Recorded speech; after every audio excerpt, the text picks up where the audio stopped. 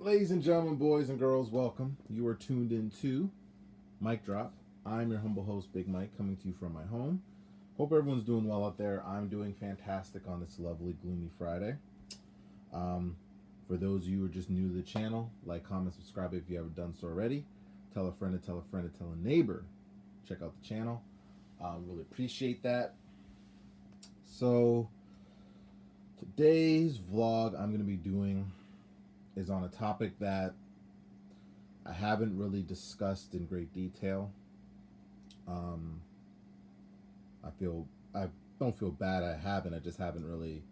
I felt weird about discussing it, because I know on both sides, people might look at it in a certain that I'm trying to that I have a hidden agenda or something along those lines. So I haven't discussed it, and I'll tell you why I feel that way. Might be wrong, but that's how I feel.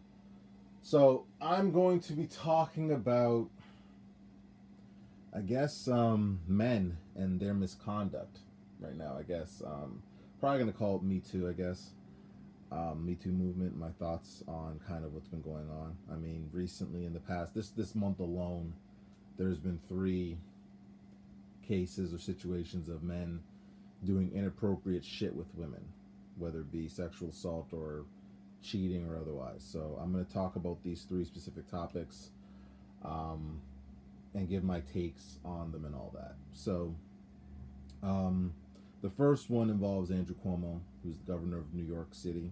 I believe earlier in the month, basically he's been accused of sexual misconduct with like six women over the past. It's been going on since for the past few years now, and these girls are finally speaking up and stuff like that. He's basically dismissed it all as, cancel culture. That they're trying to cancel him. Nah, I don't buy that. I think that's horseshit. If you're gonna ask me, I don't. This whole idea of cancel culture is, I think that term itself is fucking stupid. I'm probably gonna end up doing a vlog on that at some point as well.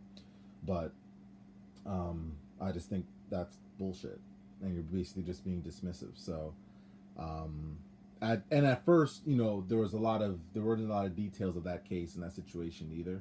So I didn't really want to speak on it or have an opinion about it until I heard all of the evidence and what was coming out. And once I heard everything and saw what was he was being accused of, I was like, yeah, he probably did all that shit, because it sounds too suspect not to, that he didn't do that. It sounds like he did all that shit. Um, so there's that case. The more recent one that I probably have a little more information about, or that I've kind of been familiar about and I've been trying to follow and get a good sense of, is this NFL quarterback for the Houston Texans, Deshaun Watson. Um, as of, I guess, the past this week, he's had about 16 lawsuits filed against him for sexual misconduct, by 16 different women. Um, Pretty much, and again, his situation's a little bit more complicated, and I'll talk about why that is. But basically, um, oh yeah, 16 women have come forward saying that he sexually was sexually inappropriate with them. There's not a lot of details on it, so I don't really know kind of the details. Only one case, as far as I know, that's been released in terms of some of the details of that, was while he was at a massage, he had forced a girl to touch his pink dick during a massage inappropriately, so without her consent. There's one of the cases, apparently there's another situation where there was a woman who basically is involved in she's one of the people that are suing, but his lawyers are looking to throw her case out because apparently a few months ago she had tried to extort him for money, basically saying, hey, I'm not going to go forward with us doing anything if you give me X amount of money. He refused, so then she basically tried to file the lawsuit. So basically, his lawyers are trying to throw that case out, because they're gonna try to use her case as a way to throw out all the cases, because they're gonna say, well, if this one case is flimsy, then all of them are. But that's a very slippery slope to try to do, because yeah, sure, that one case might be a situation where she had an ulterior motive, but are you gonna really say that all 15 girls had an ulterior motive? that's a very slippery slope. And again, Deshaun Watson's case is a little bit tricky. So the detractors and people who would say and that this case isn't, it's bullshit and whatever. Here's the reasons why they would say that. So Deshaun has been playing for the Houston Texans for the better part since 2017, so about 4 years he's been in the league. He's arguably one of the top, I would say top 10 quarterbacks in the NFL. Probably top 5, I would say. Personally, I've been a fan of Deshaun's for since he's come into the league. Even though I don't like his team, I've been a fan of his. Basically, since the end of the season, even during the season, well, the end of the season specifically, Deshaun has kind of made it known that he does not want to be a part of the Houston Texans anymore. He's basically stated that in tweets. He's basically stated that publicly to people and made it public knowledge that he has no interest or desire to be with the Texans. He did resign and signed a new contract, but he has no interest in being with the team, in part because of personnel decisions they made over the past few years that he didn't like, trading away good players that he had a rapport with for no reason and not getting anything back in return. And the last straw, I think, for him was when this season ended, he was promised and was told that he'd be kept in the loop of personnel decisions in the head office with the general manager, head coach, things of that nature. And he was not. Basically, the Texans did their own thing and they didn't keep him in the loop. So that was pretty much the last straw for him, and he has made it very clear that he does not want to play for the team. Their new head coach has met with Deshaun, and they did meet and had a discussion. And Deshaun basically said, listen, bro, it's not you. I don't really want to play for this team anymore. So the detractors will say or assume that, oh, well, the Houston Texans must be colluding with these women or the lawyer to get these women to accuse Deshaun of rape or whatever, because obviously they made it clear that they have no plans on trading him. They don't want to trade him. So there's this idea that they colluded with the Houston Texans with these women to sue him. So it'll basically ruin his career essentially and kind of force him to stay, type of thing. That's a bit of a slippery slope. Now, my opinion on the Deshaun Watson case is I don't know, because again, I'm more of a person where I want to hear the evidence. I'm not just going to go off an accusation. I need to see the evidence on top of the accusation, or what the allegations are, and if it's a repeated thing. Like with Andrew Cuomo, was repeated the same shit that he kept doing, which made me believe that he did that shit. With Deshaun, the case has been very muddy. There's not a lot of information. But what I will say is, it's not looking good. That's what I will say. I went from early on thinking, I don't know, it sounds kind of suspect, to now thinking, I don't know, this isn't looking good, And even if, let's say hypothetically, that Deshaun is innocent of all this shit, and he was just a victim of some weird conspiracy to ruin his life, the idea that, even if that's the case, I don't think his career will ever be the same again, because this will be a stain on his career.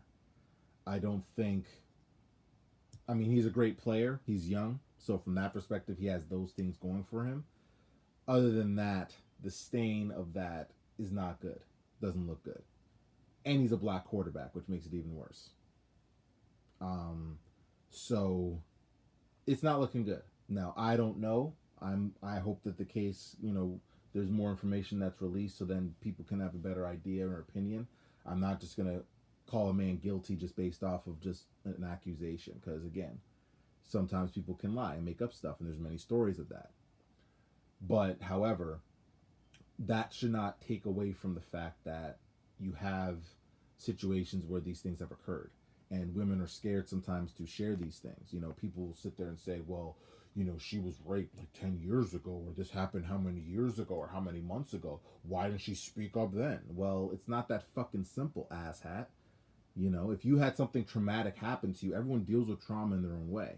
So this idea that, you as someone who's never had or never dealt with any sexual assault in your life is going to tell a victim of this, well, you should have said something sooner, when you've never dealt with it and you don't know what the mental, what shit she had to deal with, or the stigma she had to deal with, or the risk she would take to her career or to her life or to whatever, to not say something, you're an idiot for making a statement like that because you basically don't know what the fuck you're talking about. And this idea and narrative of that, well, she should have said something then, is stupid. Because regardless of when she, even if she said it then, would people have believed her, or people would still say, "Oh, would that have changed your opinion if she said it the day after?" Whether she said it the day after, or 6 months later, or 6 years later, or 16 years later, what the fuck difference does it make? The shit happened, and she had to live with that. So we shouldn't be dismissive of it because she didn't do it at your fucking time and beck and fucking call. Because there's because apparently there's a timeline that you're supposed to say when you were sexually assaulted, apparently, because that's a fucking thing. And I just think what bothers me about the things are going on is that men aren't thinking when they do this shit. And I'm not sitting here saying that I'm like the angel and all this, okay? Now, I'm not saying I've raped anyone or sexually assaulted anybody, because I definitely wouldn't do any of that shit.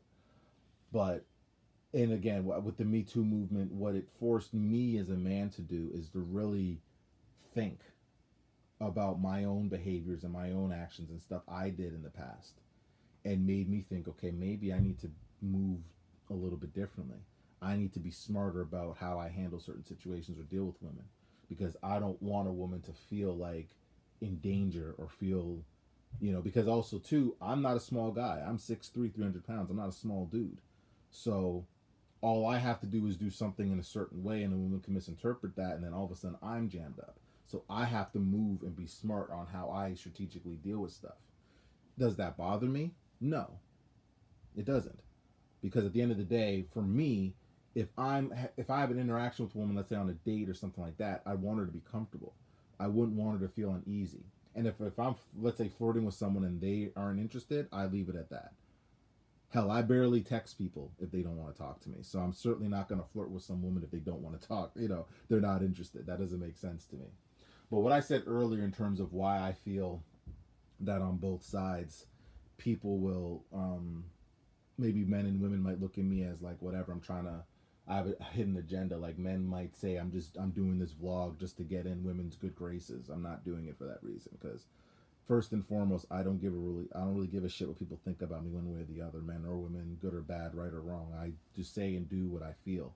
So if women like what I said, then that's great. If women think I'm just doing this as some sympathy or brownie points to get in their good graces, then I don't care either, because I'm not doing it for that reason. I'm doing it because I feel the need to speak on it. And I want to get clear the air about that, because I know if someone stumbles on this lovely vlog, that some might think that, or even want to comment on that. So if you do want to comment on that, if you want to say that, then go ahead. That's fine. But just know that I know that that's probably what you're thinking, because I've seen people say that on social media when guys have defended women in the past, and dudes will be like, well, okay, bro, I get it.